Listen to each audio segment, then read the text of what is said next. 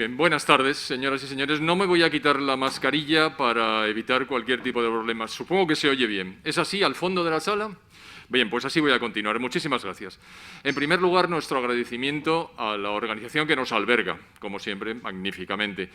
En segundo lugar, a todos ustedes por venir. Muchísimas gracias. En tercer lugar, al señor Zitelmann, que ha tenido el detalle de venir a presentar su libro con nosotros. Y voy a comenzar con la presentación de qué es el Centro Diego de Covarrubias, que lo voy a dividir en... Voy a ser muy breve, claro. Lo voy a dividir en tres elementos: quiénes somos, qué creemos y qué hacemos.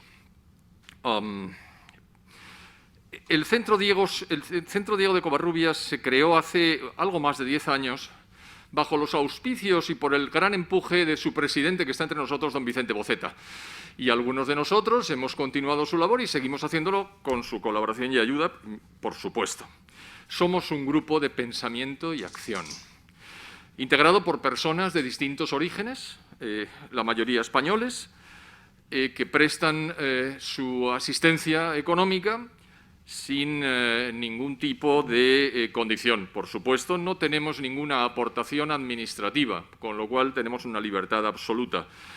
Libertad.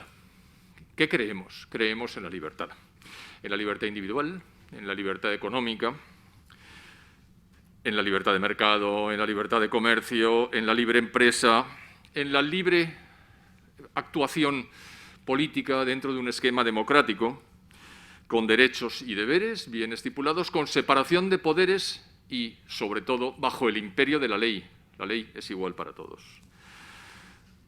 Y, sobre todo, nos consideramos sujetos a los principios de actuación de la civilización cristiana.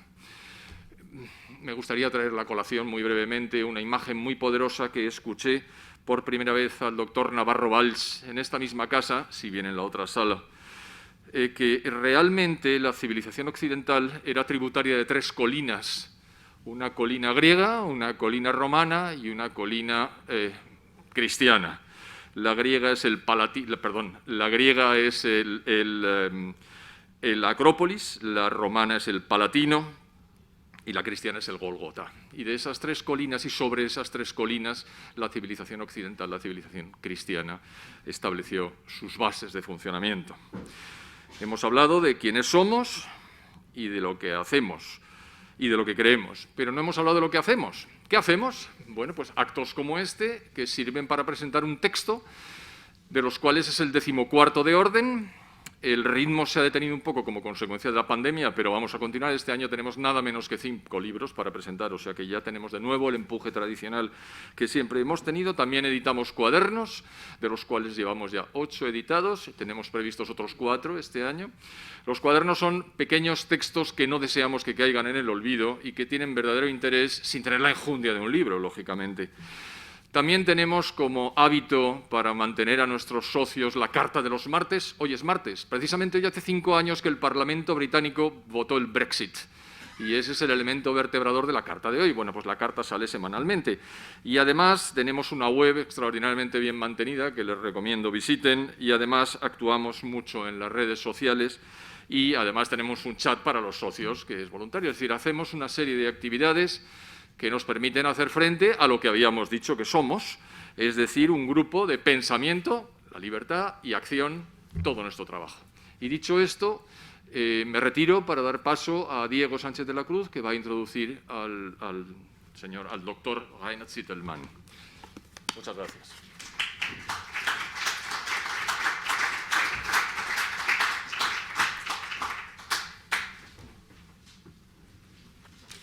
Muy buenas tardes a todos. Bienvenidos, queridos amigos del Centro Diego de Covarrubias, de la Fundación Rafael del Pino. Gracias, de hecho, a la Fundación por acoger el evento y gracias a todos ustedes por casi llenar esta sala a pesar de la situación sanitaria que estamos atravesando.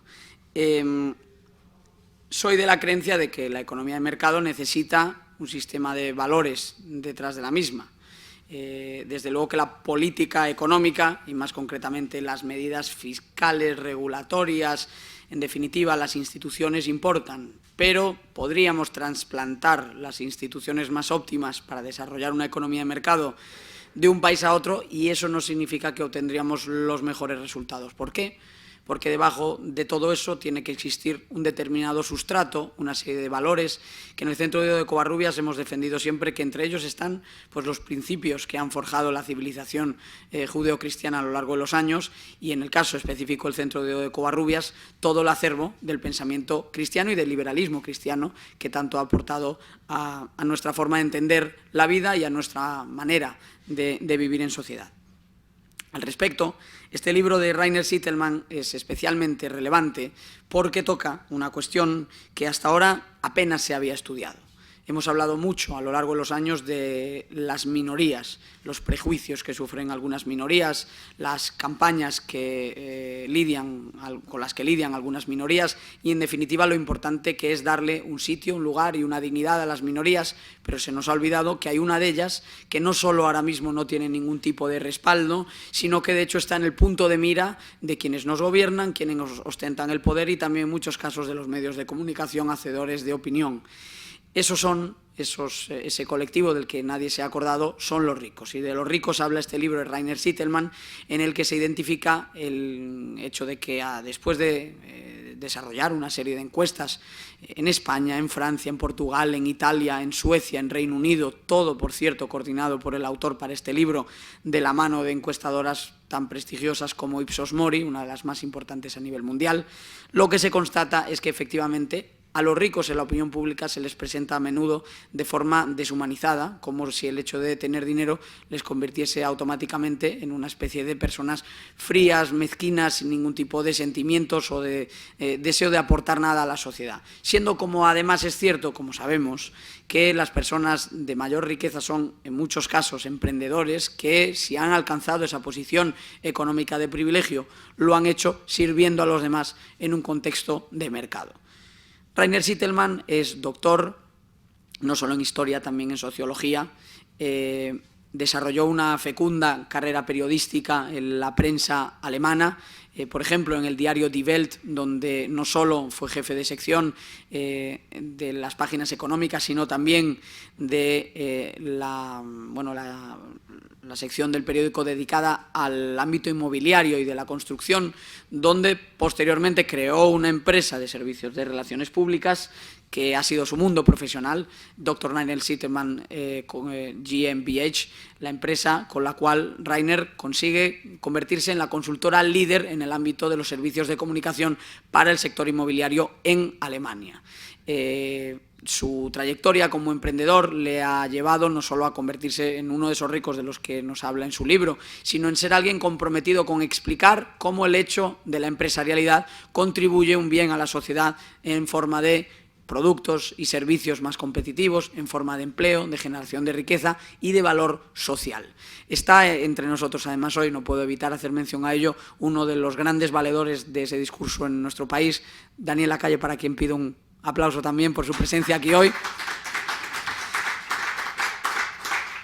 Y Daniel, mejor que nadie, sabe que las personas que hacen un esfuerzo extra por dedicarse a la divulgación de la economía de mercado, pues sufren efectivamente esa persecución, esa cacería de la que de forma más general se habla en el libro. El libro es una auténtica delicia porque recorre aspectos referidos al pensamiento, la sociología, la filosofía. Y el libro además incluye ese auténtico regalo que son las encuestas realizadas y coordinadas por Rainer Zitelmann en, como digo, más de 6 países además de España, y de las cuales nos va a hablar durante su presentación. Además, Rainer también en este libro repasa cómo se presenta a los ricos en las películas de Hollywood, y podemos ver a lo largo de esos largometrajes que todos vemos y a menudo disfrutamos, también la deshumanización de las personas que por una u otra razón han tenido más éxito económico y sin embargo aparecen casi como unos demonios presentados en esas obras de ficción.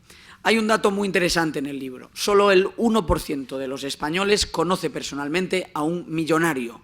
Entre ese 1% que conoce personalmente a un millonario, las opiniones que tienen de los millonarios son 20 veces mejores que entre el conjunto de la población. ¿En qué basa el conjunto de la población entonces sus opiniones? Pues probablemente en esos estereotipos que aparecen a diario, no solo en los medios, sino también en la ficción de Hollywood y demás, como nos va a comentar Rainer Zitelmann.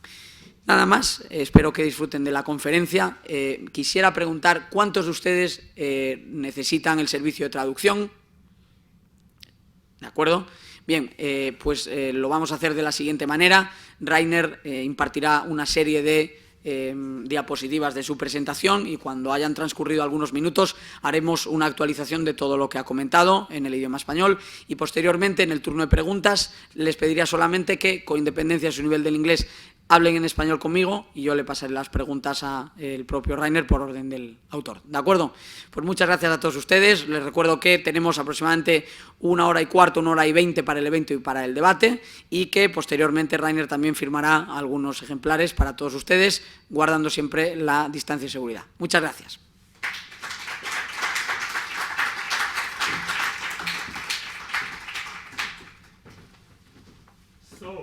Thank you very much, and first of all, thank you for your foundation, Rafael del Pino, to make it possible that my book is published in Spanish, because of course Spanish is the most important language for me, beside of English language, of course, and my books were translated in so many languages all over the world, even in China, in Korea, in 5 Indian languages, but not in Spanish.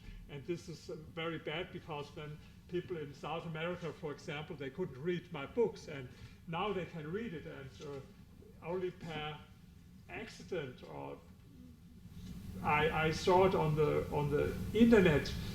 I think two months ago, that one of the candidates for presidency in Argentina, they asked them what will you do this afternoon. He said, now I go home and read this book from Rainer Zitelmann. But it was only possible because you, Diego, thank you very much, translated it in English, and not only this book, but the next book will be published, and so I'm very thankful for that. Today I will, yes, and another thing, it's so great to come here to Spain, because today it was the first time since weeks that I saw blue sky and sun, because in Berlin it's always rainy all over the day and very dark, and I came here, saw the sun, and this is so great. So let's speak today about one minority, about prejudice and stereotypes, about the minority of wealthy people.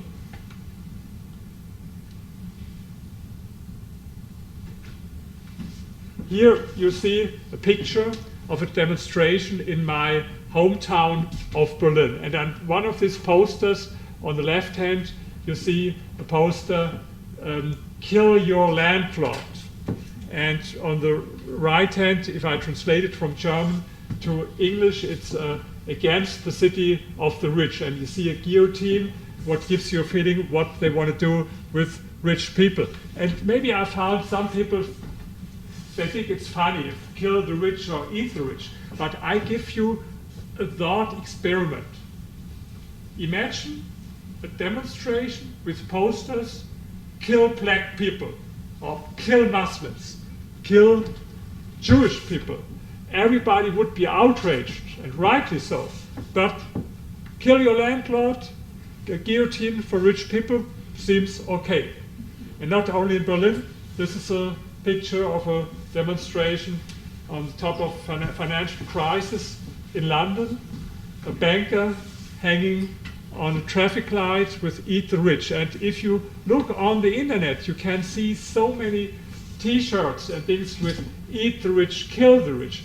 And I think people find it funny, and maybe they find it funny what they did 2 years ago in front of the mansion of Jeff Bezos, one of the richest men in the world, in his in Washington D.C. You see they placed there a guillotine in front of his house to show him what they want to do with him. And a lot of people, maybe they think, oh, it's funny, why not a guillotine? But I think different, because I'm a historian, especially for contemporary history, and to see what happened in history. Don't forget, words can become deeds, and became very often deeds. In the beginning, it was prejudice, it was stereotypes, it was hate speech maybe. In the end, you have here a poster from Russia, from the time of Russian Revolution, and later they killed hundreds of thousands of so-called kulaks, that means rich peasants in Russia. So don't forget, words can become deeds. Thank you, Rainer. Bueno, el autor nos da las gracias por la acogida al Centro de Covarrubias y a la Fundación Rafael del Pino. Cuenta la anécdota de que uno de los políticos más populares del momento en Argentina está leyendo este mismo libro, Javier Milei, y así lo ha hecho saber recientemente. Me agradece a mí la traducción, que se me ha olvidado decirlo, pero me he encargado yo del libro traerlo al español, y agradece el clima que tenemos en Madrid, que viniendo de Berlín a estas alturas del año, pues siempre se agradece. Nos ha mostrado, como han podido ver, una foto de Berlín, donde se ha aprobado un techo a los alquileres, cierta expropiación de algunas viviendas. Lo que nos ha contado es que se ha hecho, por ejemplo, entre mensajes como "kill your landlord", es decir, mata a tu casero. Se han desplegado guillotinas en la campaña en contra de los propietarios de vivienda. Imaginemos qué pasaría si se hiciese este tipo de cosas con algunos otros colectivos, sobre los cuales sí existe la sensibilización de no satanizarlos, caso de, por ejemplo, la población negra, la población judía, etcétera. Comenta además Rainer que no es solo Berlín, también nos ha enseñado fotos en Nueva York, el eslogan de "Kill the Rich", que parece que quizás es algo que la gente le encuentra la gracia a esto. Hemos visto imágenes de una guillotina frente a la casa de Jeff Bezos, el propietario de Amazon, pero aunque algunos puedan pensar que esto es poco relevante, incluso gracioso, él es historiador, él sabe que las palabras pueden y terminan, de hecho, teniendo consecuencias muy claras, y que históricamente este tipo de persecuciones ha sido fundamental para, primero, estigmatizar, señalar y, finalmente, acabar con algunos colectivos. Y nos menciona pues algunos ejemplos, lamentablemente, que conocen todos ustedes, como los pequeños propietarios, los pequeños granjeros sufrieron la persecución más brutal en las primeras décadas de la Unión Soviética. Thank you. You see, there are so many scientific studies about prejudice against women, against gay people, even there are some studies about prejudice against overweighted people, and of course prejudice against Jewish people, very important studies, but I found almost nothing about this topic, prejudice against rich people, wealthy people. So I decided to write a book about it, and I decided to commission a poll. And you see here, I commissioned a poll by one of the leading polling institutes in the world, Ipsos Mori, and in these countries, in the United States and in France, in Sweden, in Spain, in Italy, in Vietnam, and in the UK, and in Germany, China, and Korea, and Japan, and about the attitude towards wealthy people. We had the same questions in every country, with only very little adaptation that were necessary for the country, so we can compare our results. And we had dozens of questions, but here are 3 of them. You see, for example, I think it would be fair to increase taxes substantially for millionaires, even if I would not benefit from it personally. This is the typical attitude for envious people. They want to make the situation worse for successful people, for rich people, even if they don't have any personal advantage for them. You know, this is the difference. There are some people who want to close the gap between them and more successful people if they improve their own situation. And there are other people who want to make the difference less between them and the rich people when they tear rich people down. And this is to find out, we have different statements to find out whether people are envious or not. And you can't find it out if you ask them, are you envious? They tried it in some polls, but almost everyone says the others are the envious, but I'm of course not. So this makes no sense. So you have to find out in a more indirect way. If you ask them some questions, and here are 3 of these questions, and of course, if someone agrees with one of these statements, it doesn't mean that he's envious, but there's a big difference whether someone agrees, for example, with 2 or 3 of these statements, or whether he rejects all of these 3 statements. This is a big difference. And the second one, it's the same principle as the first one. Here, I would favor drastically reducing manager salaries, redistributing the money more evenly amongst their employees, even if that would mean that they would only get a few euros per month more. The same principle makes situation worse for managers who earn a lot, even if the workers have not advantages, or maybe to have only 2 or 3 euros more per month. And the third statement was the statement that we called the Schadenfreude statement. So when I hear about a millionaire who made a risky business decision and lost a lot of money because of it, I think it serves him right. This means Schadenfreude. And I have to admit, the only country where the majority of the people agreed with the statement was Germany, where I come from. And now I understand why the word Schadenfreude is a German word. You don't have it in English, and I think you don't have it in Spain, but you use the German word because it seems to be a typical German attitude, to have fun if successful people get problems. So I understand it after our poll why it is so that Schadenfreude is a German word in your language and in English as well.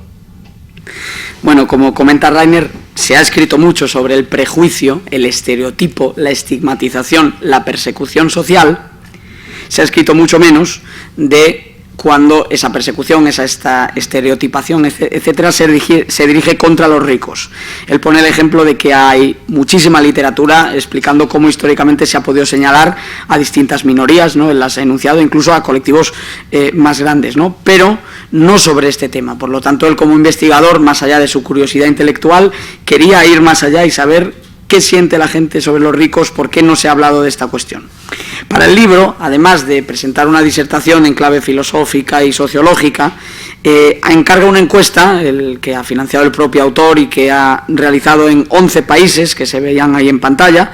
La ha coordinado el Instituto Affenbach en Alemania y Ipsos Mori, como decía antes, para el resto de países. Y las preguntas son las mismas, la metodología es la misma, por lo tanto es totalmente comparable. Rainer explica que la metodología seguida es la que, por cierto, se ha popularizado en las ciencias sociales en los últimos años, que es la de realizar una aproximación indirecta, porque si preguntamos de primera a una persona si es envidiosa, pues probablemente nadie lo admitirá. Lo que se hace entonces es presentarles 3 preguntas. La pregunta número 1 es si el encuestado está de acuerdo con sería justo subir los impuestos, incluso aunque a mí no me reporte absolutamente nada, solo para que los ricos paguen más. En segundo lugar, se pregunta si estaríamos a favor de capar el salario, incluso reducir el salario de los directivos de mayores ingresos, incluso si eso no nos supone nada. Y en el tercer caso se plantea una afirmación que más o menos es tópica y descriptiva del principio conocido en psicología como el Schadenfreude, que es la alegría ante el mal ajeno. En este caso sería cuando escucho que un millonario ha tomado una decisión de negocios arriesgada y ha perdido mucho dinero como consecuencia de ello, me alegro y pienso que se lo tiene merecido. En este sentido, Rainer lo que comenta es que no le sorprende que, siendo Alemania el país donde más prevalente es la actitud de Schadenfreude, sea Alemania el país que ha dado nombre a esa palabra. Como saben ustedes, no tenemos una palabra en español y cuando se habla de ese tipo de sentimientos se suele usar el término de la psicología alemana de Schadenfreude.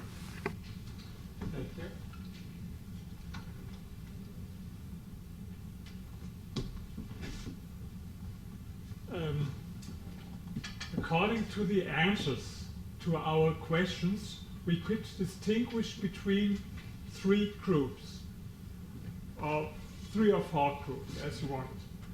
Let's take the example of Spain here.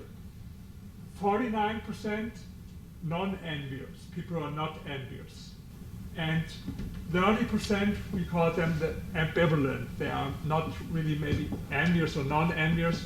And then you have here 21% in Spain envious, and 5% of them, we call them the hardcore envious. Maybe that seems not so much for you, but this is only the result of the answers to these 3 questions. And of course, it's very likely that in the group of non-envious, you have some envious people and the other way around. But we had the same questions in all these countries, and so it's easy to compare it. And you see here a huge difference between the countries, and you see it especially here, what we call the social envy coefficient. What does it mean? It's the ratio between enviers and non-enviers in each country. So to make it easy, the higher the number is, the more envious are people in one country. And you see here at the top, it's 1.26, it's France, followed by Germany. Italians are a little bit more in the middle. And you see here, if you look for Spain, it's not very high. It's only 0.44. This is similar with countries as the United States or Sweden. So if I would look only at these answers, it would seem to me that people in Spain have a more positive attitude toward rich people if you compare it with other countries. But this is wrong.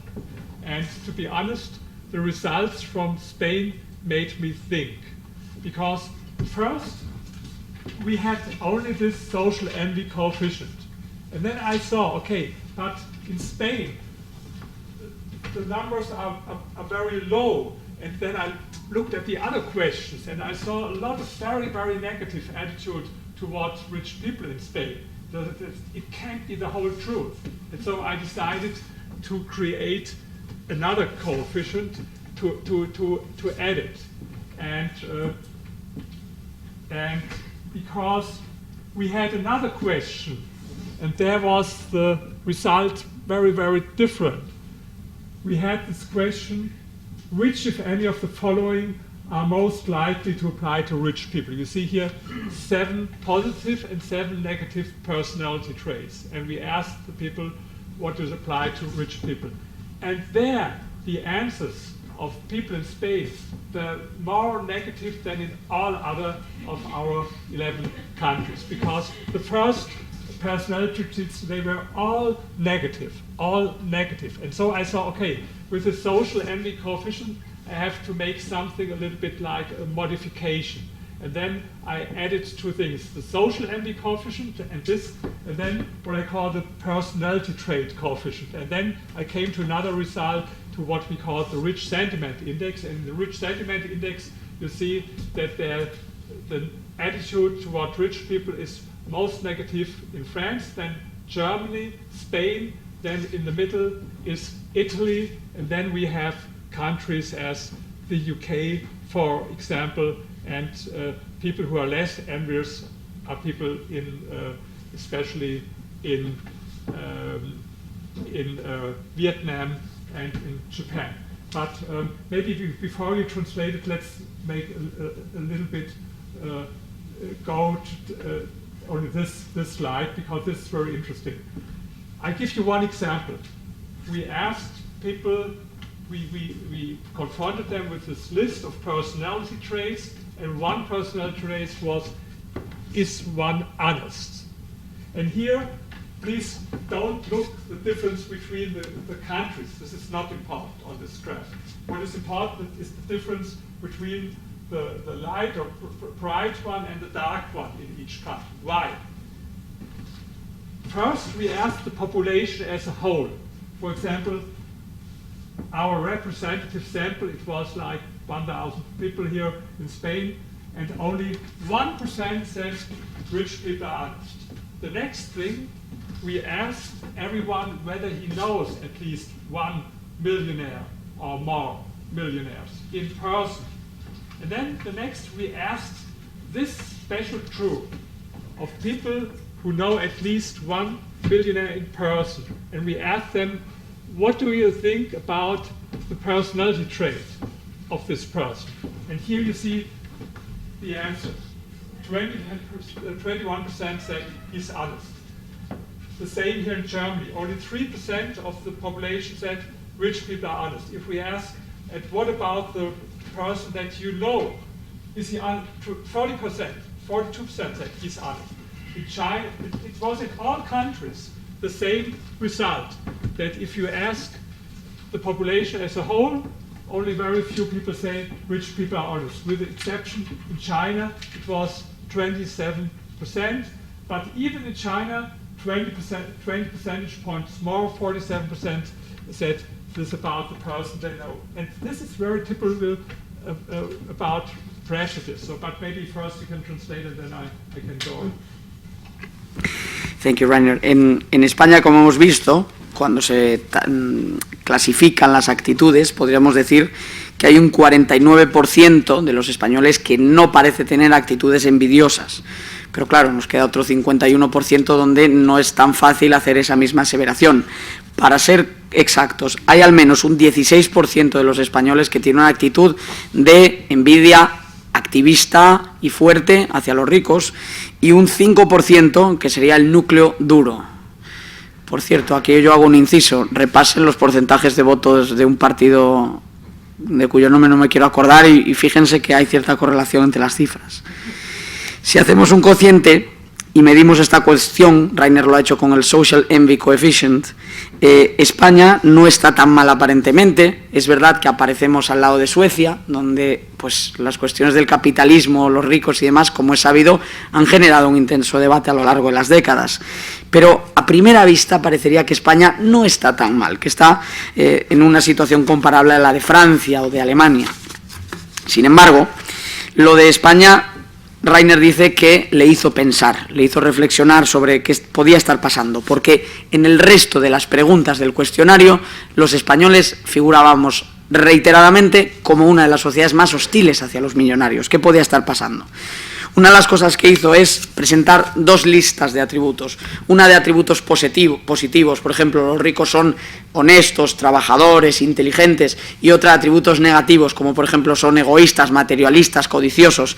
Y cuando pedía a los ciudadanos que eligiese si creía que uno u otro de estos atributos se correspondían con los millonarios, lo que encontró es que España es el país donde más prevalecían las asociaciones con calificativos negativos hacia los millonarios. El peor resultado de todos, lo opuesto sería Asia, ¿no? En general, donde hay mejor constatación ahora mismo del valor que aportan los millonarios, ¿no? Y finalmente pues pone el ejemplo concreto de preguntarle a alguien por la honestidad de los ricos, pero hace una salvedad.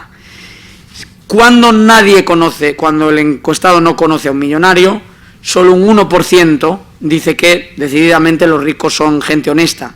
Cuando uno conoce al menos a un millonario, ese porcentaje se multiplica, como decía en mi intervención antes, por 20. Y este fenómeno se repite en todos los países. Lo importante no es tanto que en Suecia o en China sea uno u otro resultado, sino más bien que una cosa es hablar en abstracto de los ricos y otra que si de repente nos paramos a pensar un poco, dejamos a un lado el prejuicio o el estereotipo y pensamos en alguien a quien sí conocemos, el resultado y nuestra tendencia a pensar que esos millonarios no son tan malos es mucho mayor. Por lo tanto, parecería que los mecanismos de estereotipación y de prejuicio sí están funcionando, porque en abstracto pensamos cosas que luego en la práctica no replicamos si en efecto conocemos a un millonario. Thank you. You see here the same as I told before. If you look here at the upper graph, you see what people in general in Spain say about rich people.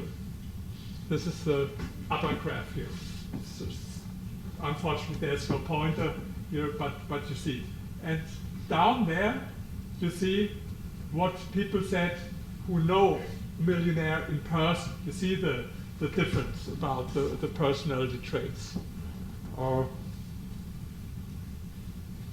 here, you have the answers to, here you see the difference. You see the dark bar is the respondents who know a millionaire personally, and you see the bright bar, the general population. And here you see a huge difference how they see personality traits of rich people. Here you have the questions in Spanish, so Diego, you don't have to translate them. You see, we have here all in Spanish, so you don't have to translate so much. But yes. Okay, thank you. Sí, bueno, repasando las asociaciones negativas que estábamos viendo ahí, los resultados, por ejemplo, sería que el 49% cree que los ricos son codiciosos o el 47% cree que son materialistas, y sin embargo, entre las personas que sí conocen a un millonario, pues el 40% cree que son trabajadores, un porcentaje similar cree que son inteligentes, de modo que cambia por completo esa relación, ¿no? Y de hecho, ahí en pantalla se puede ver este otro gráfico en el que se pregunta cuáles son los adjetivos que se aplican con más frecuencia a las personas ricas, y por dar un ejemplo, pensar que son superficiales, pues sería la opinión del 39% de la población, pero entre quienes conocen a una persona millonaria sería el 17%, y al revés, el 19% de la población en general cree que son inteligentes, pero entre quienes conocen a un millonario, ese porcentaje sube y más que se duplica hasta un 37%. In most of the surveys, there were some other surveys where they asked about rich people, and they spoke only about rich people as a whole group. But I think it makes a difference, or this was my hypothesis, how these people became rich. And you see here, this is the next question. And we ask them, who deserves to be rich? And you see, it makes a big difference whether someone, for example, became rich as an entrepreneur or as here a real estate investor or as a banker. By the way, the poor bankers were at the bottom of the list in all countries, except in China, they were at the top. This was the only exception, but in other countries, they were already, and the poor real estate investors. So I made half of my money as an entrepreneur and the other half as a real estate investor. So in a way, I think it would be more smart for me or clever when I told people I made my money as an entrepreneur. But the truth is I made half of it as an entrepreneur and half of it as a real estate investor. And so you see, it's a big difference. But one thing was very funny in a lot of countries, that if we distinguish between the answers of envious and not non-envious people, then the people who are envious, they said more often about lottery winners that they deserve to be rich. What's a little bit funny and strange on the first glance, but on the other hand, it's not, because, you know, if someone made his money only if he had good luck or chance, then you don't have an inferior complex, because you didn't tip maybe the right numbers in the lottery. And so this was even something that there was some decades ago a very interesting book from a German sociologist, Schöck, about envy, a very good book. And in this book he said as an example that envious will not be so much envious against lottery winners. But this was only from his theory. And I could prove that this theory was right, because in our survey the envious were more positive for lottery winners. What was a little bit funny on the first glance, because on the one hand they said managers, they don't work enough that they deserve to be rich, but on the other hand they said a lottery winner deserves it, but what did he work for this? But this is only because to understand what is envy. Envy is that you admit that there's someone who has something that you want to have and you don't have. And this leads to the sometimes uncomfortable question, why don't I? Why I have it so? And this can cause an inferior complex for some people, but not if the other one is a lottery winner, because it was only pure luck. And if someone has pure luck, then it's easy for them to say, okay, he deserves to be rich. Bueno, si repasamos las asociaciones negativas, ¿no?, que se plantean en la encuesta, vemos que, por ejemplo, un segundito, estoy aquí haciendo encaje de bolillos, cuando se hace la diferenciación, como veíamos antes, pues los atributos más o menos positivos cambian mucho dependiendo si conocemos a un millonario, También es cierto, comenta Rainer, que en muchas encuestas se habla de los ricos de manera genérica. Él también ha querido desagregar el colectivo de personas millonarias y ha encontrado que hay matices importantes. Cuando se le pregunta a la gente si tiene actitudes favorables o negativas hacia los ricos, también se le puede preguntar, por ejemplo, cuáles de los grupos de personas considera que son más o menos merecedores de ser ricos. Aquí se puede ver, por ejemplo, que hay más españoles que creen que un ganador de la lotería merece ser rico que españoles que creen que Rafa Nadal merece ser rico, por poner un ejemplo. Porque el porcentaje de grandes deportistas es casi 10 puntos inferior al de ganadores de la lotería. De hecho, ganadores de la lotería aparece muy alto en el ranking, lo cual le remonta a Rainer a los escritos de Schock, un pensador, filósofo alemán que teorizó mucho sobre los mecanismos de la envidia, de cómo la envidia implica desear algo que otros poseen y que uno no tiene, y cómo dentro de uno se puede desatar una especie de mecanismo de autodefensa ante un posible complejo de inferioridad que nos lleva a, de alguna manera intentar restarle mérito al logro conseguido. Por ejemplo, si hizo dinero en el mercado inmobiliario será desahuciando a familias, si hizo dinero en los mercados financieros es porque son como un casino y no aportan nada a la economía real. De hecho, cuando comparamos los tipos de atributos de empresariales que reciben mejor o peor valoración, Rainer bromeaba sobre que él ha hecho básicamente la mitad de su fortuna en el ámbito inmobiliario, el ladrillo, y la otra mitad como emprendedor.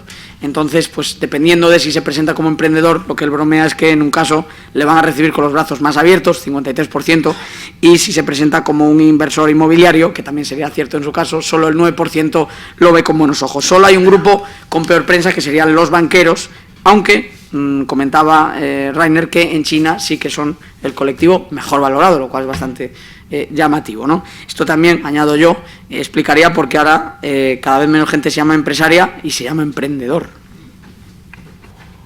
So, by the way, this is the reason maybe sometimes you saw an interview in TV with a rich person, Bill Gates or something like him, and the interviewee asked him, how did you become rich? And maybe his answer was, oh, I had a lot of good luck. What is stupid, it's wrong, it's not, of course it's not luck. So, but what's the reason? Why do people answer this way? There are a lot of reasons, but one reason is it's his strategy against envy. Imagine he would answer, why I'm more wealthy? Because first, I'm more intelligent, as you are. The next, I have better ideas than you. The next, I worked more than you. I think it would sound a little bit strange for most people. So this can cause envy if you give other. But if you say, okay, I had good luck, maybe you had bad luck, and this is the reason for the difference between Bill Gates and you.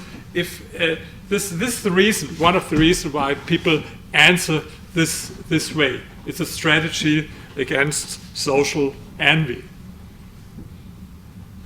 Here you have very extreme statement about rich people. Rich people are good in making money, but they are usually no decent people. And here you see a huge difference. These are the group of envious people.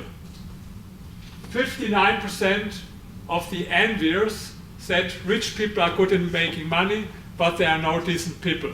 And if you look here at the group of non-enviers, only 15% agreed and 31% disagreed with this statement. So you see that these, how we distinguish these groups, the enviers and the non-enviers.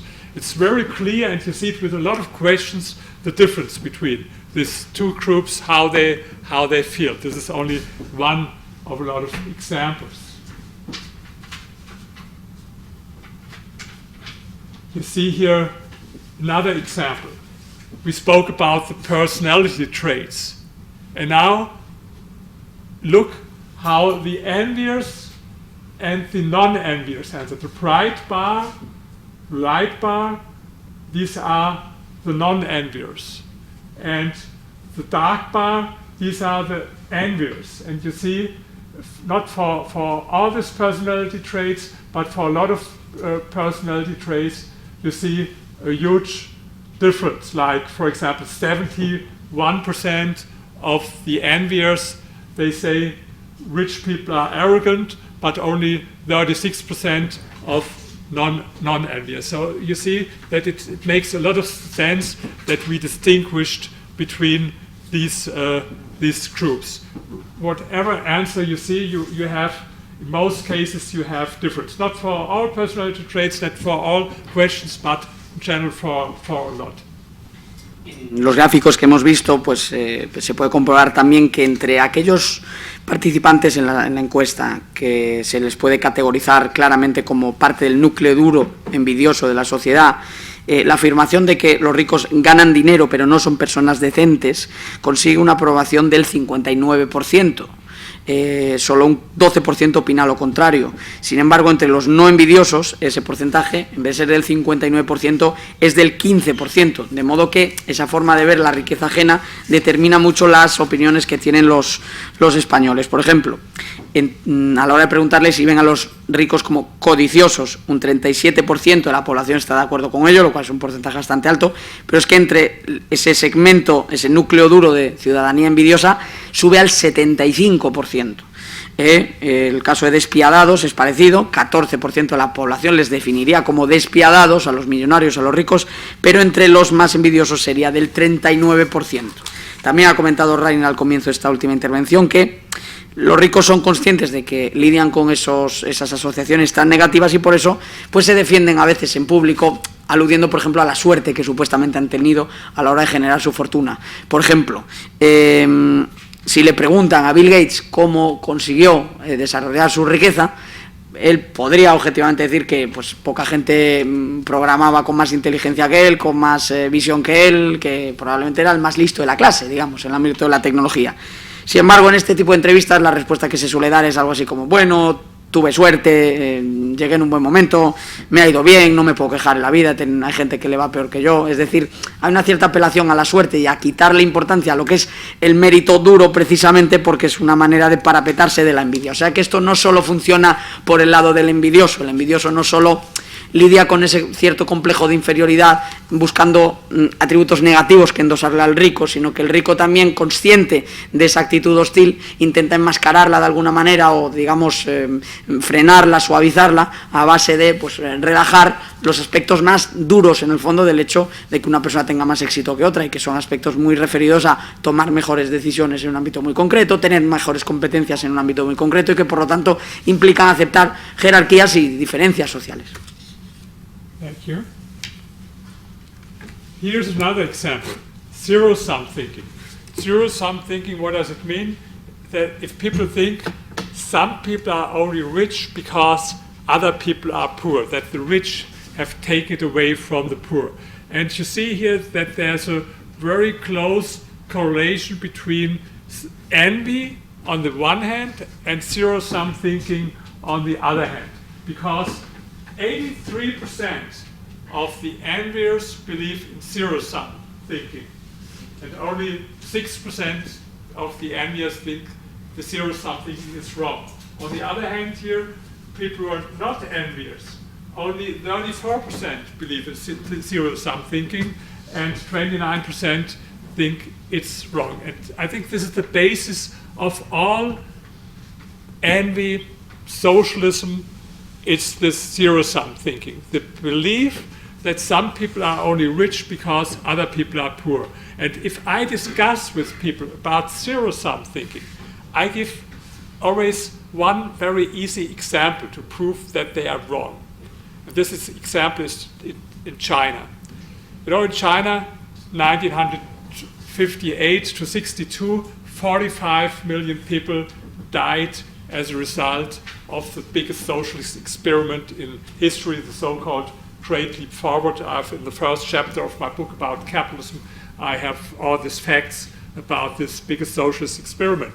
In 1981, 88% of the people in China were living in extreme poverty. 88% in 1981. Today it's less than 1%. Less than 1%. It never happened before in history, such a decrease in poverty.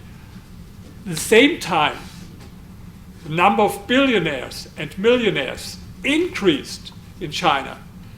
In Mao's time, maybe Mao was a millionaire because he sold so many of his little red books, but there were no millionaires, and even, of course, there were 0 billionaires in China. Today, you have 700 billionaires in China.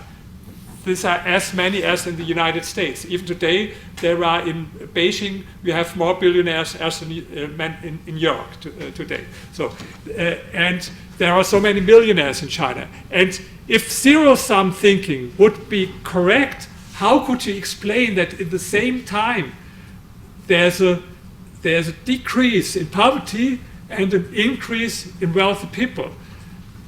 My opinion is these are only two sides of the same coin. But for zero-sum thinkers, and I have a lot of other examples, before capitalism 200 years ago, 90% of the worldwide population were living in extreme poverty. Today, less than 10%. At the same time, there were so many millionaires and billionaires. Or if this would work, that rich people give some money to the poor and then they are better off, then all the development aid would have changed drastically the situation in Africa in the last 50 years. But did the situation change drastically in Africa? Not. Where was the situation changed?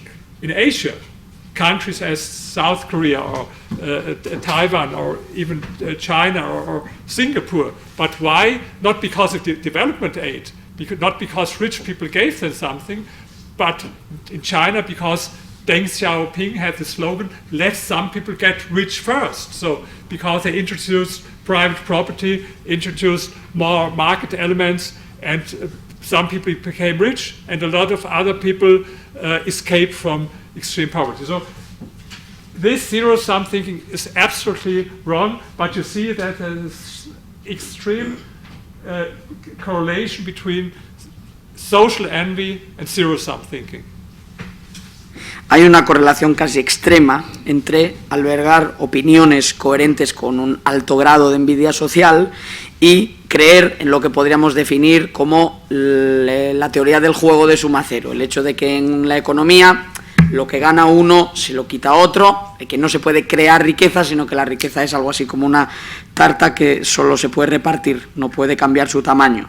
En base a esto podemos ver que cuando se plantea explícitamente esa afirmación, los ricos prosperan a costa de los pobres, el 83% de quienes encajan con la definición de ese núcleo duro de colectivos envidiosos está de acuerdo con ese planteamiento. En toda la sociedad española hay un 34% que cree que los ricos se enriquecen a costa de los pobres, un porcentaje también alto, pero como vemos, entre quienes albergan esos sentimientos de envidia mucho más arraigados, sube hasta porcentajes superiores al 80%.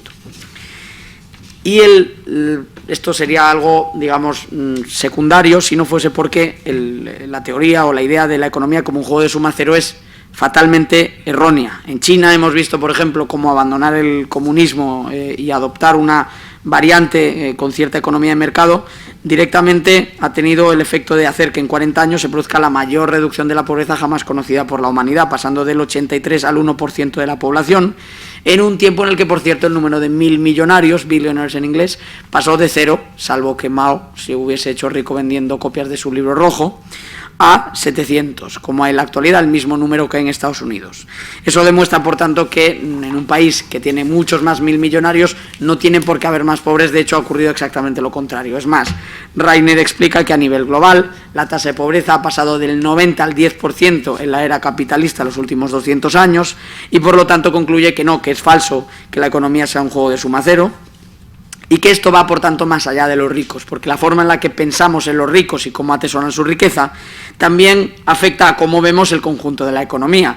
Y si no entendemos que esta es la base de la creación y de la aceptación de la generación de riqueza, caemos en el error que los propios chinos abandonaron cuando, en su día, Deng Xiaoping dijo: dejad que algunos se enriquezcan primero que otros si es necesario. Es decir, aceptó la desigualdad como premisa para salir de la miseria.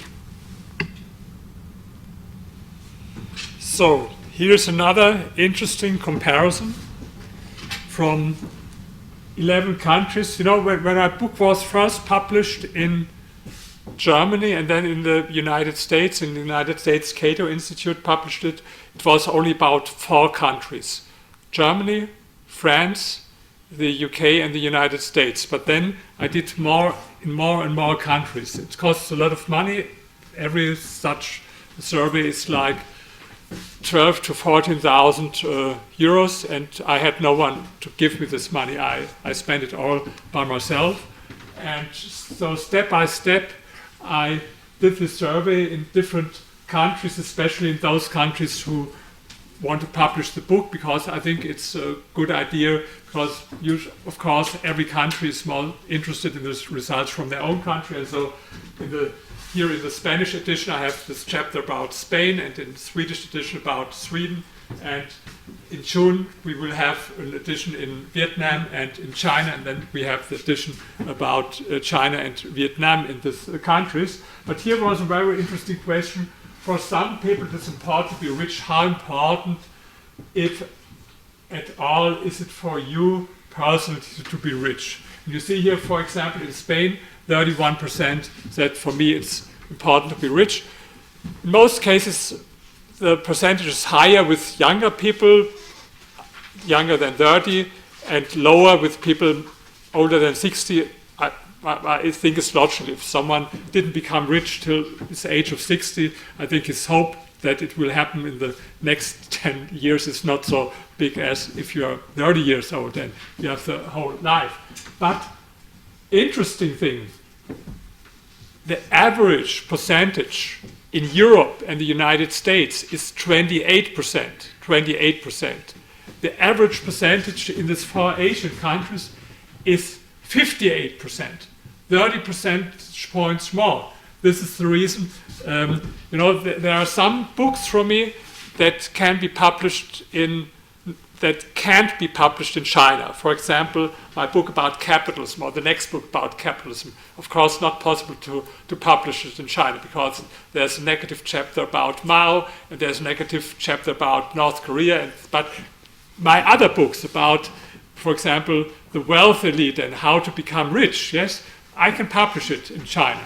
And my books are more successful in India and China and Korea and now in Vietnam than in Europe. And the reason is very easy, because there are so many people who want to become rich. And this is the reason why a country like Vietnam made so much progress in the last 20 years, or China. It began everything with one slogan from Deng Xiaoping: let some people become rich. And they have a positive attitude. Almost everyone wants to become rich. If I have interviews here in Europe with journalists, they ask the question whether it's a good idea to become rich, or whether it's maybe a little bit superficial, or they confront me with negative statements about rich people. No one asked me in China. The only question is how to get rich. This was the only thing they are interested in. And you see, even in Vietnam, 76% said it's very important for them to become rich.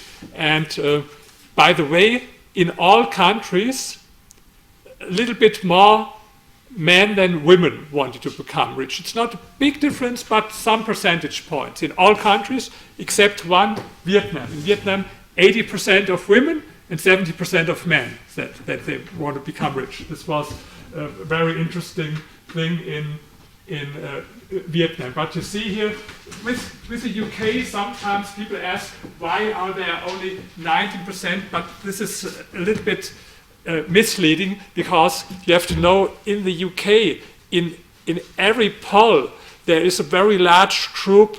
They can answer yes or no, or I give no answer, or I don't know. And this group is always, not only with this question, in the UK much bigger as it is in other countries. And this is the reason. So in reality, this 19% you can't take it so at this number, because this is only the effect how people generally in the UK answer with polls. But I think very interesting, especially the comparison Asia, if you want to understand why people in Asia are so hungry and so ambitious, and we in Europe and United States are not so hungry as they are. Of course, they have to win a lot now. Bueno, el autor cuenta que ha hecho una inversión muy grande en el libro para poder abarcar el mayor número posible de países. Él, de hecho, desvela una pregunta que seguro que ustedes se han hecho más de una vez, ¿no? ¿Cuánto cuesta una encuesta? ¿No? Pues, como explica Rainer, aproximadamente entre 12.000 y 14.000 euros en cada uno de los sondeos, ¿no? Incluido el realizado en España.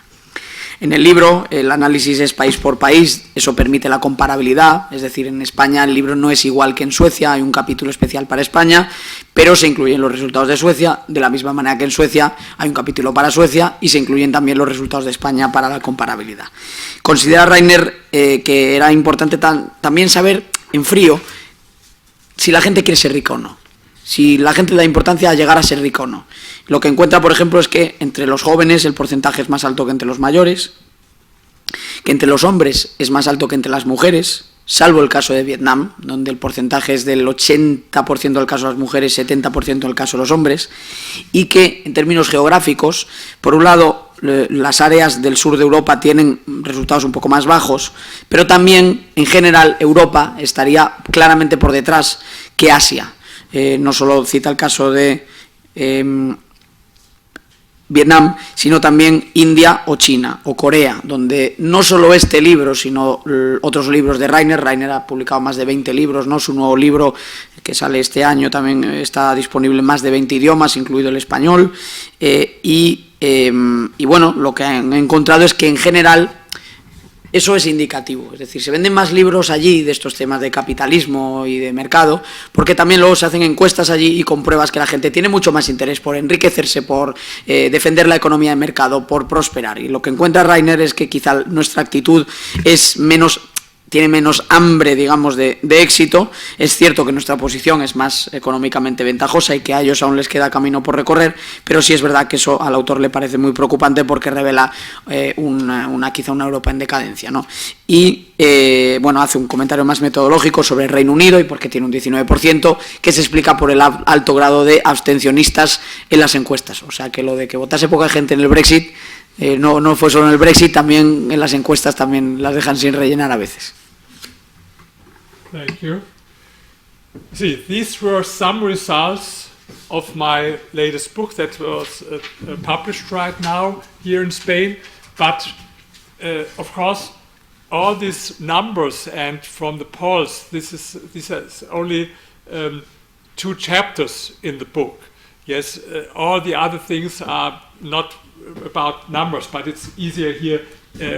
We can discuss later in our discussion about other topics as well to have these numbers. But before I end, I will give you some results of a survey that is not published right now. It will be published in 2 weeks in the German edition of my next book. The title of the next book is The 10 Fallacies of Anti-Capitalists. And I hope, Diego, this will be the next book that you will translate, and hopefully we can read it in Spain. But this book now will be published in 20 different languages. I'm every day in talks with even people in Pakistan, in Nepal, in Montenegro, in Bosnia and Herzegovina, in Greece, we signed contract in Russia, so people are very interested in this topic. And now we did the poll in 14 countries, but a lot of other countries will follow. You see here where we did the poll right now. It was here in Italy, in Sweden, United States, and Switzerland, in Japan and Korea, and in France, and in the UK, Germany, here in Chile, and in Poland, and in Austria, and in Spain, of course. And I will present you some of the results. We didn't ask only, do you like capitalism or not, as they did in some other polls. But because I think in almost every country, capitalism, the word sounds bad for most people. It has a bad connotation. And so first we had 6 questions where we didn't use the word capitalism. We described what it is about economic freedom and the role of the state, and then we saw how people answered. this was the result from 6 questions where we didn't use the word capitalism. And here you see the most pro-free market people, Poland, the top, followed by United States, South Korea, Japan, Sweden. Then some countries, I call them the neutral countries, where this is a coefficient. It means one would mean that the number of, or the percentage of pro and anti-capitalists is equal in a country. And when you have more pro-capitalists, like in Poland, it's bigger than 1. And if you have more anti-capitalists, like here in Spain or in France, you have numbers lower than 1. And you see here that we have this countries, I call them the neutral countries, and then we have these countries with a negative attitude towards capitalism. And then we had other questions. It was totally 34 questions. First 6, then we had the so-called association tests, where we said, so we have here this word capitalism, what do you think about greed or about prosperity, what do you think about it? And then we had 18 questions about capitalism. For example, capitalism is responsible for climate change, for air pollution, for hunger, for poverty, for inequality, for wars, for fascism, for, capitalism is something to blame for everything, like in religion, the devil, it's like devil, it's to blame for everything. And then we calculated the coefficient for all of these statements. Not only, these were only the questions without using the word capitalism. And then it's for all these questions. And then it's a little bit different, but not so different. In the order, it's at the top, Poland. You see 4 countries with a more positive attitude toward capitalism. Poland, United States, South Korea, Japan. Then 2 neutral, Sweden, Brazil, and then all these other countries with a negative attitude toward capitalism. And you see something very interesting for me. Do you remember what was the highest number for social envy? What country? Do you remember? France. And do you know what's the country with most anti-capitalism?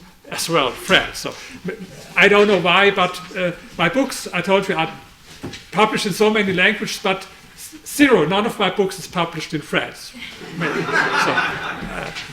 But don't think that I fake the results because I have to. No, the reason is they are so, and I think it's not a coincidence that Thomas Piketty, the most famous anti-capitalist today, that he's also French. I think they hate capitalism. But you see the difference, to be honest, here in Spain is not different from France. And then I had one hypothesis. Today people speak a lot about conspiracy theorists. And usually in the media, especially leftist media, they link it always with right-wing theories and with the political right. And of course, there are people on the political right who are conspiracy theorists, like in the United States, QAnon and all these crazy people. But I have this hypothesis that conspiracy thinking is also connected with anti-capitalism. And how did I prove it? First, we wanted to find out who is someone who believes in conspiracy theories.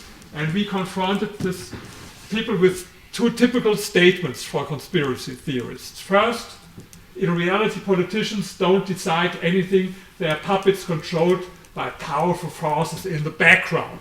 And the next statement, a lot of things in politics can only be probably understood if you know that there's a larger plan behind them, something that most people, however, do not know. And people who agree with both of these statements, this is typical for conspiracy thinking. And then we wanted to find out whether more pro-anti-capitalists believe in this. This was I remember I was in Sweden and I had a presentation like I have here today in Sweden, and I got on my iPhone the numbers, and this was so exciting for me because it's very seldom for scientists that a hypothesis that you have is proved so absolutely perfect. Again, don't look to the difference between these countries. This is not important here. Look at the difference in each country between anti-capitalists, left side, dark bar, pro-capitalist. And you see, every country, there are more anti-capitalists tend more to conspiracy thinking than pro-capitalists. It's true for all of these 14 countries. Even if the result would have been that in 10 countries is it, I think it would be proof of my hypothesis. Don't have to be all, but it's where all. There's only one country where the difference is not so huge. In the United States, it's only 2.8 against 2.3.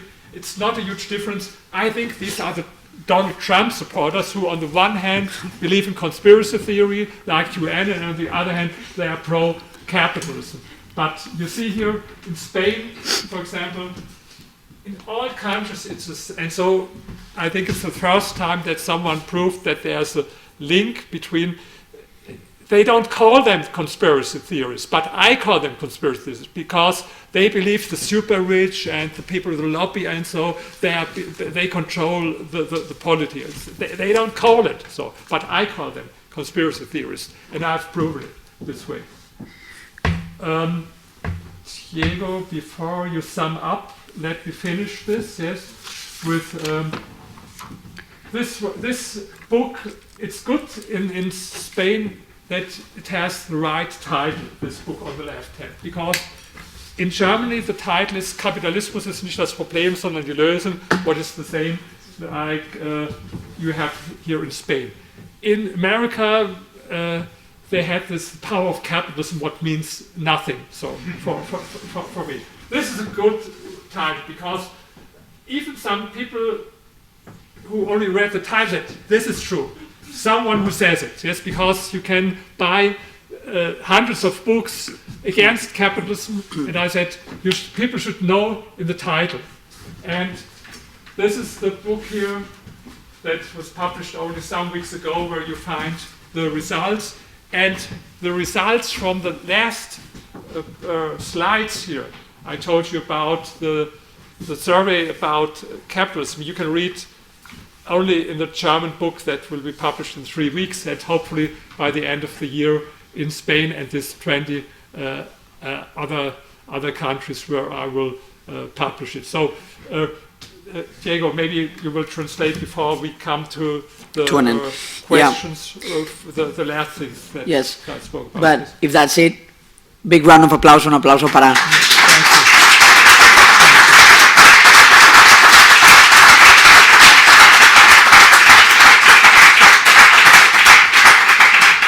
Vamos a hacer ahora una breve traducción y luego vamos a hacer también una breve tanda de preguntas. Termino con los últimos comentarios que ha hecho el autor.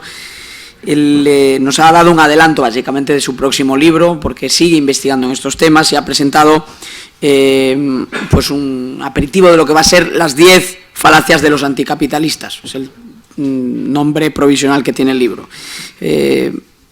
Y lo que ha hecho es preguntar, a través de 18 preguntas distintas, en 14 países, si mal no recuerdo, por distintas cuestiones, ¿no? ¿Qué opiniones tienen los ciudadanos sobre aspectos referidos a cómo funciona el mercado para propiciar el crecimiento económico y demás, pero también otros temas como, por ejemplo, el cambio climático, la desigualdad, el fascismo, es decir, qué temas, qué corrientes, qué problemas podrían tener en el capitalismo sus raíces. Y en base a esas preguntas ha encontrado pues que hay una serie de países donde se podría decir que la sociedad tiende a ser más proclive a aceptar la economía de mercado, con todo lo que conlleva, y en otros casos menos, ¿no? Polonia sería el país ahora mismo más pro-capitalismo del mundo. Estados Unidos, Corea del Sur, Japón y Suecia, también, viejo mito socialdemócrata, aparecerían en cabeza. Hay otros países cuyo resultado es un poco más neutral, no llama mucho la atención, no Brasil, Suiza, Alemania o Reino Unido. Es decir, por ejemplo, el caso de Alemania, la inquina parece ser hacia los ricos, no tanto hacia el mercado. Y sin embargo, hay países que aparecen más bien en la cola, ¿no? Entre ellos están Italia, Chile, España y el peor resultado de todos, que es el de Francia. En términos religiosos, y siendo este un acto de covarrubias, pues para los franceses el mercado sería algo así como el demonio. El resultado general es parecido cuando se aglutinan las 18 preguntas realizadas, es decir, no hay muchos cambios, y aparece reiteradamente Francia como el país con peor resultado. No le sorprende a Rainer Zitelmann que en Francia se vendan más los libros de Thomas Piketty que los suyos, habida cuenta de los resultados que tienen, pero creo que nunca es tarde para que eso cambie. Eso sí, he de confesarles, ya que estamos aquí entre amigos, I must confess that I did translate one book from Thomas Piketty once, okay?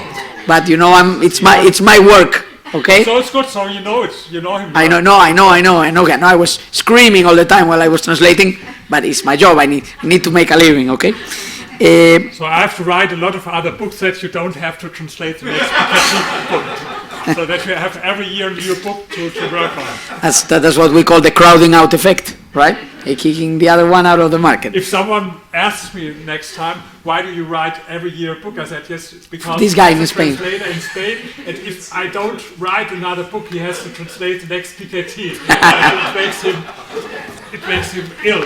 Yes. I should be neutral, but I must say that I really enjoyed this book, by the way. Este libro is one of the best books I read last year when I was preparing this translation. Obviously, he's here. You may think I'm just giving a compliment. I honestly believe that.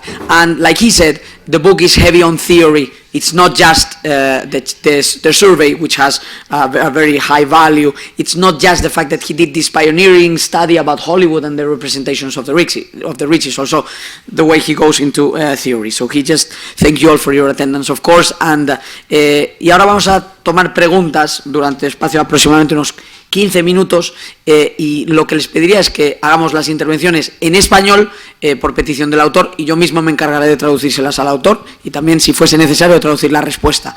Las preguntas lo más breves posibles para que nos dé tiempo a cubrir debate. Ya tenemos una mano levantada ahí al fondo.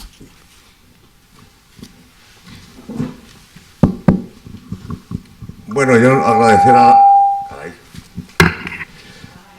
agradecer al autor esta obra que viene a complementar otra obra de Unión Editorial sensacional como fue la de Helmut Schöck, y la verdad es que me ha pillado desprevenida esta intervención tan corta porque quería preguntarle algo muy concreto que se me ha olvidado, entonces se lo voy a pasar al siguiente. No, en serio te lo digo, estaba elaborando una tarea. I'm quite sorry, but I forgot what I was going to ask you. Bueno, Antonio, por ser tú, dale una pensada y luego nos vuelves a ello. Antonio, he did his career in the field of public relations. He played an important role in the coming out publicly of Inditex and just you've written about Amancio Ortega before, but the issue is that he forgot the questions. This has never happened. He remembered okay, good. Yo te estaba dando jabón para que te acordases. Yeah, right, thank you very much. No es que, claro, yo le quería preguntar sobre el papel, vamos, la tesis es magnífica, porque además ya se lo dice Schöck en términos de la lotería, del pecado capital que nadie confiesa tener, en ningún juicio nadie se confiesa de haber hecho un delito o matado a alguien por celos, es decir, por envidia, siempre es un tema pasional, etc. O sea que la envidia debe ser una cosa muy seria para que nadie acepte reconocer que en la causa última de su acción se encuentra ese pecado capital. Pero mi pregunta es con respecto a las causas que justifican la riqueza precisamente de los billonarios, de los conocidos como billonarios, que es que nadie acepta que las carambolas en la vida juegan un papel muy importante. Él ha hablado de cómo se justifica Bill Gates, diciendo que, bueno, pues que ha tenido suerte, que, bueno, los argumentos que ha utilizado, que son el timing, ese tipo de cosas.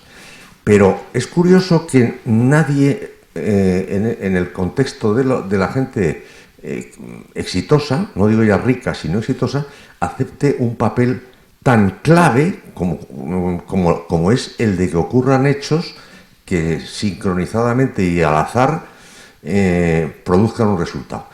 ¿Tiene él una explicación acerca de la carambola de billar clásica que yo soy consciente produce tantos éxitos y es causa de tantos fracasos?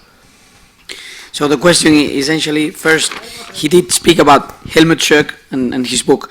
He believes that envy must be a really, really serious thing, that no one really confesses that, and we only get insights into that through the writings of Helmut Schurk, your writings, but there's just not a lot of research. So what's your take on that? To what extent it's something very hard to, admit, to analyze, etc. And then he also made a comment about how luck may not play a role in general, but it's true that, for example, timings and there's some consequences that may fit. For instance, Bill Gates was working on software at a time when software was ready to be developed, maybe with the same position, but today, when software has been developed, Bill Gates would not be in that situation. So to what extent luck, not luck, but just carambola, no,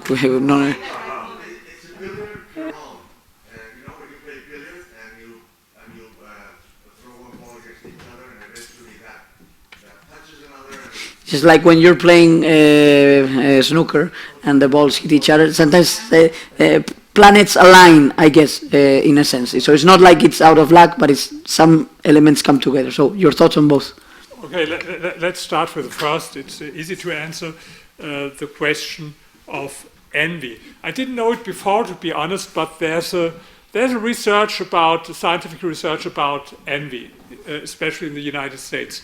There are a lot of books today and scientific papers. You don't have to read all of them. I summarized them in one chapter of this book. There's one chapter about scientific research in envy. It is very, very interesting. I learned a lot of it. Before this, I knew only this one book by this German sociologist, Schurk, but today there's a lot. The other question is very important about luck. Of course, everyone knows, if you look at your own life, that luck plays a role in your life, good or bad luck, on the one hand. But on the other hand, I never found anyone who had all over his life good luck only or bad luck. This doesn't happen. I think on average, it evens each other out for most people in a longer period. Sometimes, of course, you have good luck, bad luck, but the most important thing is not whether you meet a situation with a positive coincidence or not, but whether you are able to recognize it. This is the most important thing for entrepreneurs, that they see it. First, to see it, to understand it, that there is a situation, and the next thing, to act, to do something. There are a lot of people who maybe, most of the people, they don't recognize a situation, and the other people, maybe they see it, but they don't act. And I have always an example, now I will not do it, but sometimes if I speak, for example, there are 500 people, and then I do this thing. I hold up one book for me and say, who want to have this book? Now I can't, it's someone else, it's not my book, but I tell you how to work then. I say, who want to have this book? And I don't tell people that I will give it for free, but I only ask who will have this book. And some raise their hand, and then there are some people who recognize, oh, there's something for free. And then some start to run. Sometimes there are 100 people running. So to me, to get one, it's not only one book, some books. So if it was only about external circumstances or good luck, who would have an opportunity to get the book? Only you. You were the only one, because the distance to me, maybe you, but someone in the end you would have not any chance. But in reality, it's sometimes so that people from the middle, or even sometimes it happened, someone from one of the last rows got the book. So, and I may make this experiment with the people. Then I asked them, so what is about luck? Lucky was this one sitting there, but he didn't realize it, that there is something for free. Or maybe he realized it, but he didn't act, because I said, oh, I go there and all the others watch at me and don't feel good in this situation or so. And but then there are some people realize there's an opportunity and they act and they run and they get the book. So, and I think it, of course, if you said example of Bill Gates, you can say about everyone. Steve Jobs, of course, there were happy coincidences in his life, but you don't know what would have happened if he wouldn't have become this pioneer with Microsoft. Maybe we would be not so successful, but in other fields. You know, there are serial entrepreneurs who have 7, 8, 9 times. A friend of mine, he founded 8 or 9 companies. Always luck.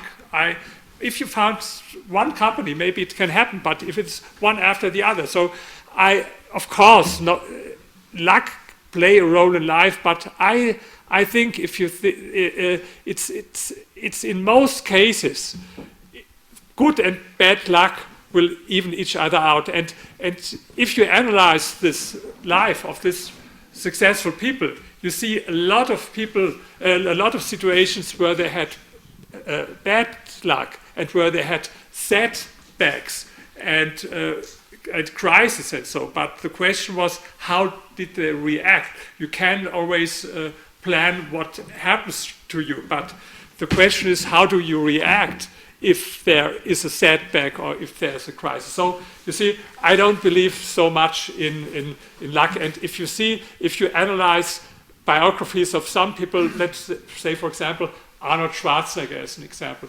He was the most successful bodybuilder in the world.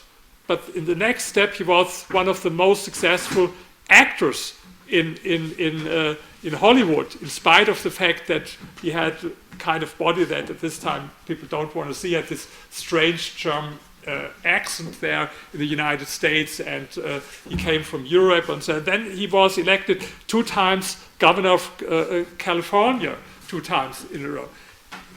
Only luck, or do you think that he has some abilities and some personality traits and ability to learn that the difference between him and other people? So I will admit that luck plays a role in life, but I think not as big. Usually is an excuse of people who are not so successful, that they say, okay, the others had more good luck, I know, and this is, but I don't believe too much in it. So. But that was almost my real question. Sorry.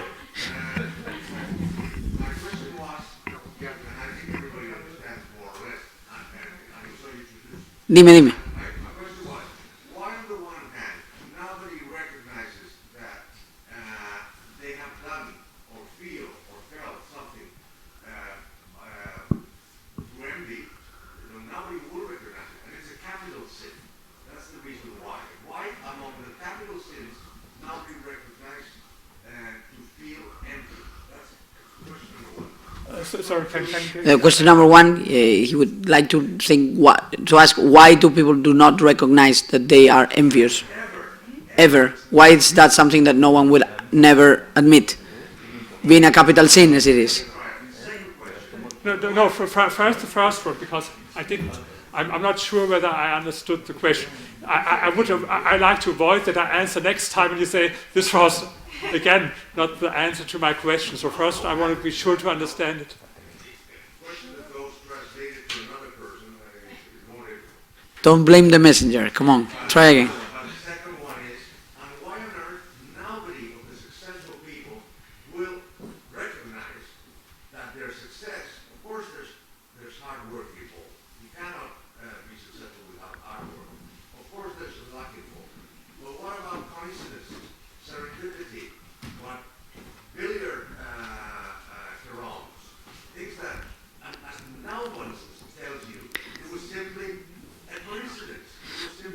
Pero, Antonio, yo creo que básicamente sí ha hecho una alusión a que puntualmente la suerte puede jugar un rol, pero que hay que mirar la trayectoria de las personas a lo largo de su actividad, ¿no?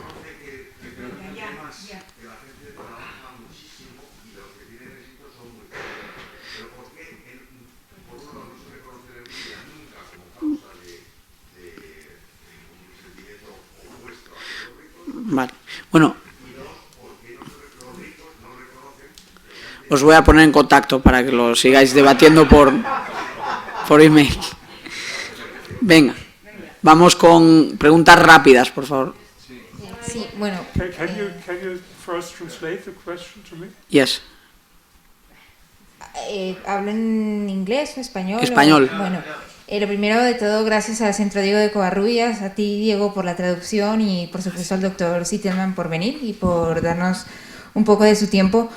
Mi pregunta va más en línea de, bueno, tenemos ya la teoría, el señor Zitelmann ha hecho un muy buen trabajo y plantea un problema, ¿no? Pero ahora a mí me gustaría preguntarle por una solución. Yo soy colombo-española, yo nací en España, soy española con mucho orgullo, pero también soy colombiana. Tenemos unas elecciones en mayo donde se avecina una propuesta política muy parecida aquí a la que tuvieron con Podemos, pero allí pues no tenemos ningún mecanismo de defensa como hay aquí con la Unión Europea o con la madurez de algunas instituciones en España. En el caso colombiano es muy frágil. Entonces mi pregunta es, ¿qué podríamos hacer para contrarrestar esa imagen del el que es rico es malo y nadie merece la salvación, por así decirlo teológicamente, si uno es rico, ¿no? Que era una de las famosas frases de Hugo Chávez, ¿no? Entonces, pues esa es mi pregunta principalmente.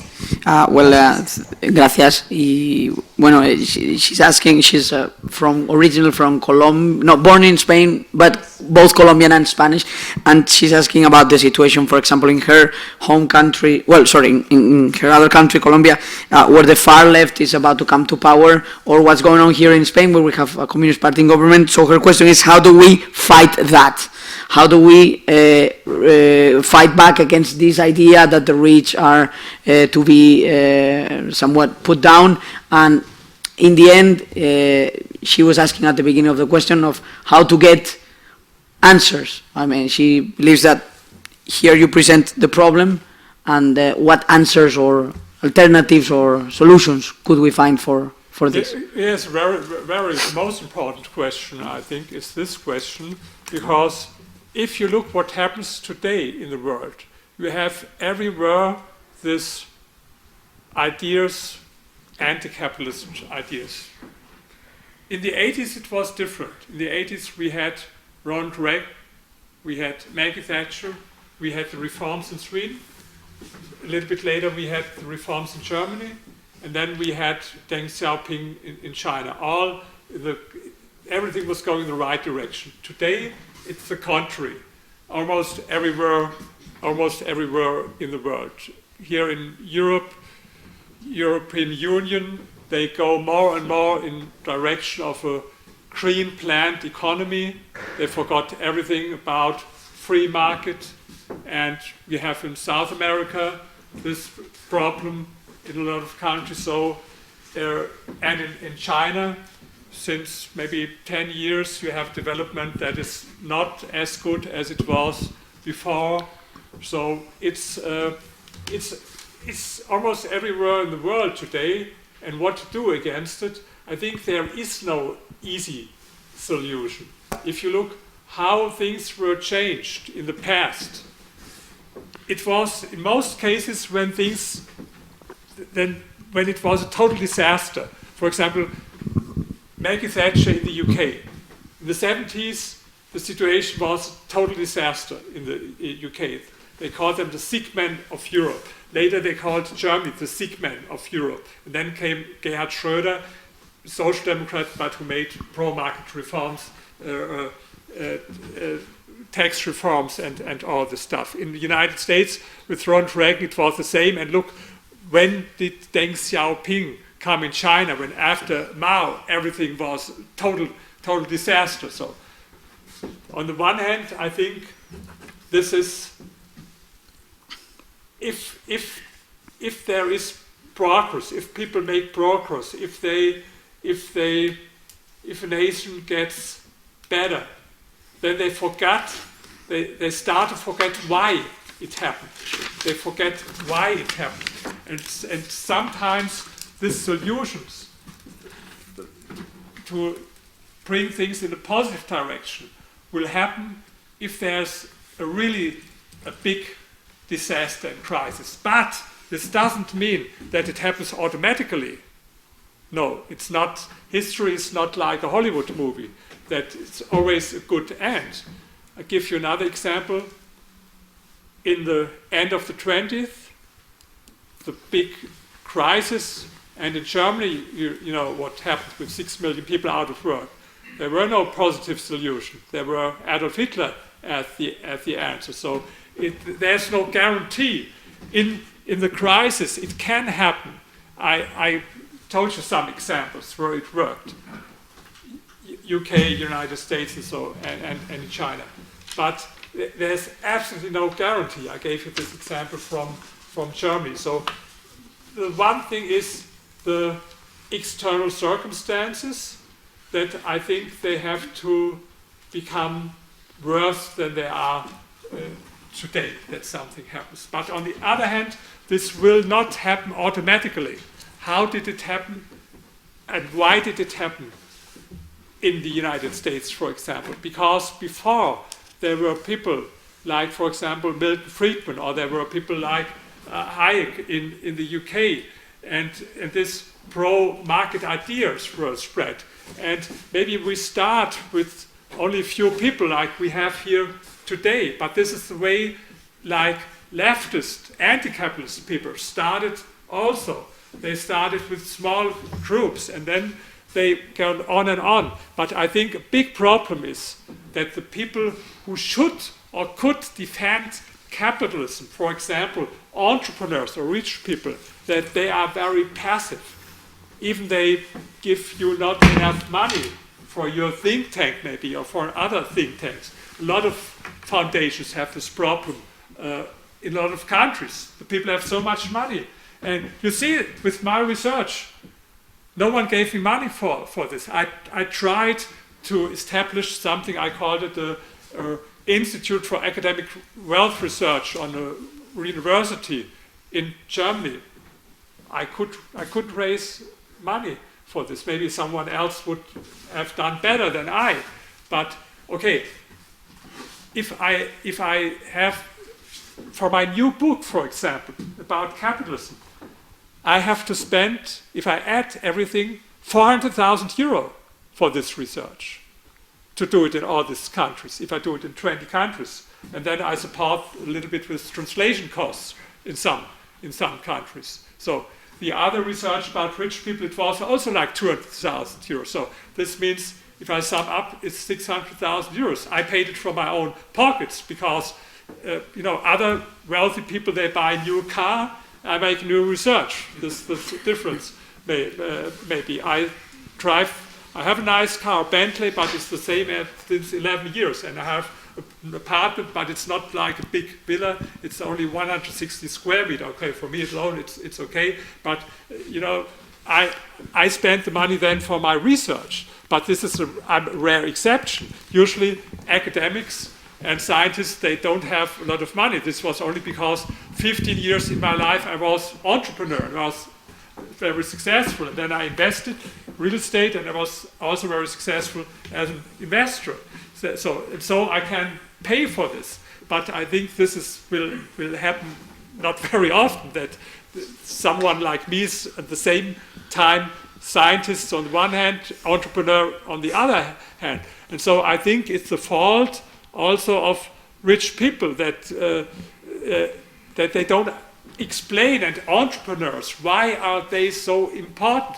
Who else should do it for them? If you look for other minorities, for example, look, 50 years ago, gay people, for example, a very bad situation for them. Today, it's much better, their image. So who did it for them, for gay people? No one else. They did it.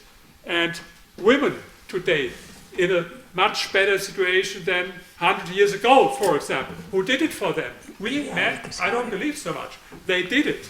And black people, the United States, much better today than they are 50 years ago, for example. They even had a black president in the United States. Yes. But for rich people, what do they expect? Who should do it for them? The poor people or the middle class people? Who else? It's crazy. They have to do something, and if they are not able to do it, because maybe if they are not so academic educated like I am, for example, with my 2 PhDs, yes, then they should give money for other people or for these think tanks, but they don't do it, and so I blame rich people for the situation like it is. So what to do? Answer to your question, the only thing is it's a long-term development. There is no solution. I have no easy recipe. Next year we can change it this way or that way. There is no possibility. We have to start with books like left. We only have to copy how the left people did, the anti-capitalists. When Karl Marx wrote his first volume of Capital, almost no one took notice of this book, and there were only small groups like we here who discussed about this thing. So we should learn from them. Sorry.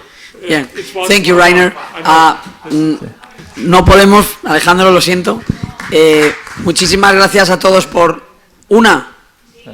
Bueno, siéntanse libres, hemos agotado el tiempo comprometido. Alejandro, por favor, una pregunta. Bueno, muchas gracias por la conferencia y la investigación, y además es que el final de su intervención era mi pregunta. Los ricos, yo quiero criticar a muchos ricos de hoy, no a todos, que se hacen de izquierdas, que hablan de las desigualdades, o sea, copian el mismo lenguaje que los que son sus enemigos, y por supuesto no dan nada de dinero ya a gente intelectual, pero cuando les oyes hablar de desigualdad a las personas más desiguales del mundo, pues es que, francamente, y ya por ser un poco bestia y romper ya lo bestia que amas mis naves, yo cuando oigo hablar a mi rey de desigualdad, que es la persona más desigual que existe en España, coño, no hables tú de desigualdad, usa otras palabras, pero eres la persona más desigual en todo, además, también por razón de sexo, por todo. Pero sin embargo, hoy día tienen todos el foro de Davos. O sea, es desalzonador verles hablar contra ellos mismos, contra el capitalismo. Y como ya lo ha comentado usted, pues muy breve, porque además nos pide este magnífico traductor y conductor que sea muy breve.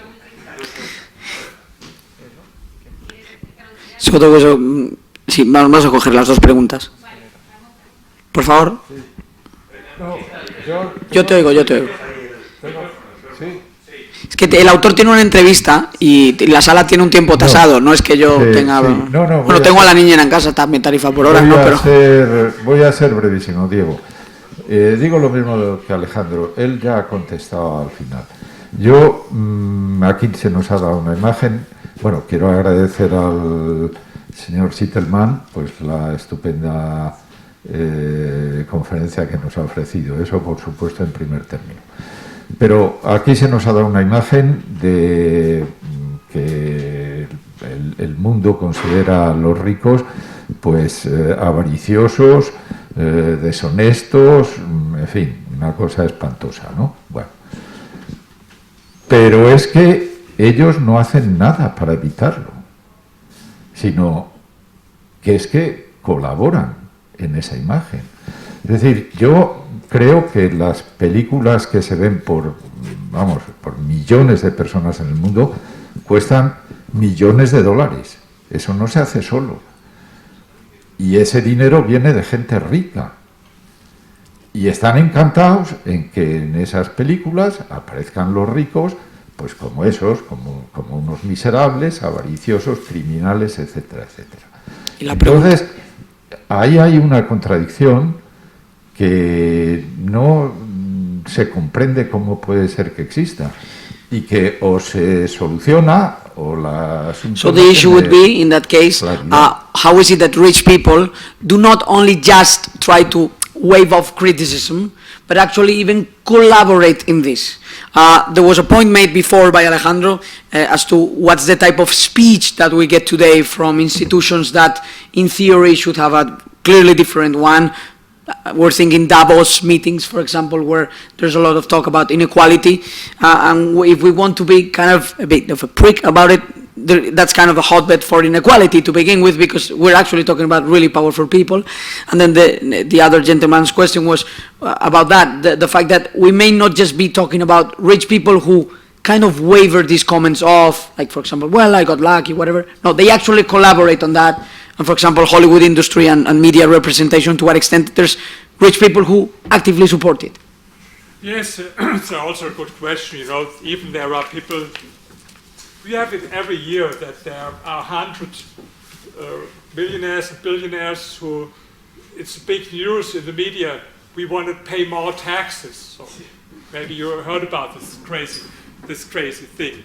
But I think it's a little bit a story, the journalists like this story, but I think this is a kind of story like postman bites dog. I don't know whether you heard about it.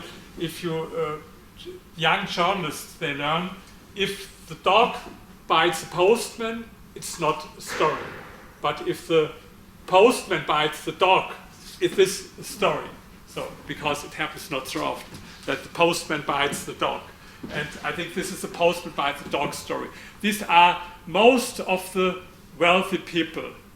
They don't think like these people that you hear very loud. Like, for example, it's always the same people. It's like Warren Buffett, sometimes George Soros, and you have some people who have this against capitalism a little bit, or for higher taxes and so.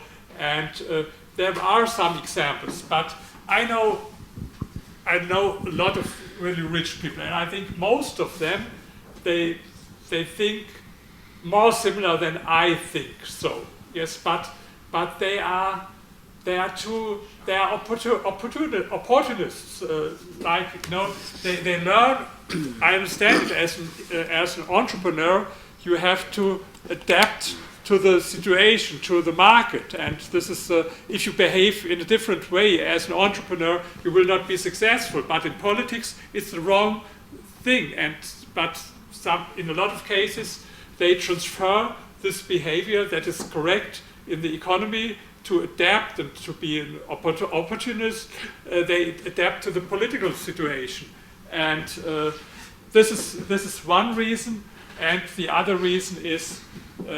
Sometimes these are heirs, people who never worked for their money, who claim for higher taxes and so. But I believe it's a minority. I believe it's a minority from rich people. I think that there are much more rich people who think pro-market and pro-capitalism, but there are only very few who speak loud about this. Someone does it sometimes, like Elon Musk, for example. Yes, but these are exceptions. I give you one example.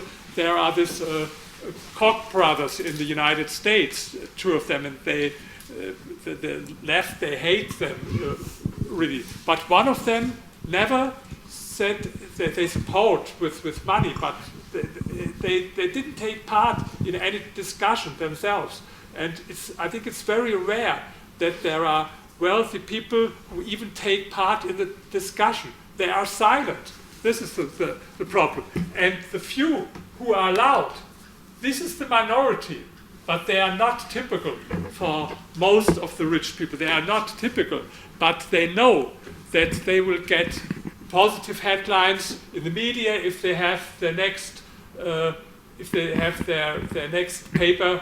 We want to pay more taxes. I asked them also, why don't you wire or transfer it to the financial, to the IRS for the United States? You can do it, but why don't you do it? And so,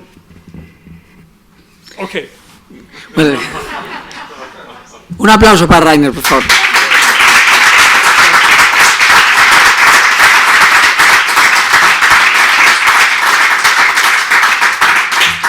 So, first of all, thank you very much. Next.